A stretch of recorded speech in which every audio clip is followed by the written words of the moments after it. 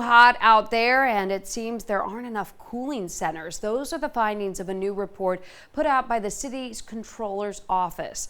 News 12 reporter Katie Lusso is in Brooklyn with a breakdown of those findings. And in this report, they looked at cooling center accessibility across the entire city between July 19th and July 25th. And they say they found major disparities, especially here in East Flatbush, where they say there are only 2 cooling centers, one at the Rugby Library and here at Clarendon Road at this church, which is a senior center. But they say that is part of the problem. It's a senior center, so you have to be a certain age to go. And they say they found that half of the cooling centers across the entire city were also senior centers. They shared with us the 10 neighborhoods with the highest heat vulnerability and lowest number of cooling centers per 100,000 people. In Brooklyn, they say East Flatbush, Crown Heights and Prospect Heights, Borough Park, Lefferts Gardens, and Bedford-Stuyvesant all hit that list. Meanwhile, over in the Bronx, Kingsbridge Heights and Bedford, Fordham and University Heights, and Highbridge and Concourse made the top 10. One woman we spoke with pretty shocked to learn this. Unbelievable. In this heat, they're asking you to come out to the cooling centers, and they only have 2?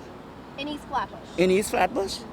No, this is ridiculous. Now, this report shows that of the cooling centers that are open, at least half were listed as closed on Saturdays and more than 80% closed on Sundays. They say in the report that extreme heat is only going to get worse and the city needs to take action now. We spoke to a doctor about the danger these intense temperatures pose. We are seeing more people coming in with heat-related illnesses.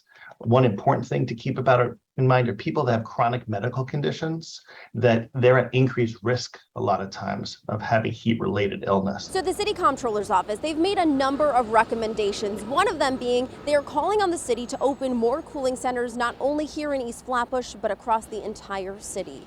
In East Flatbush, I'm Katie Lusso, News 12.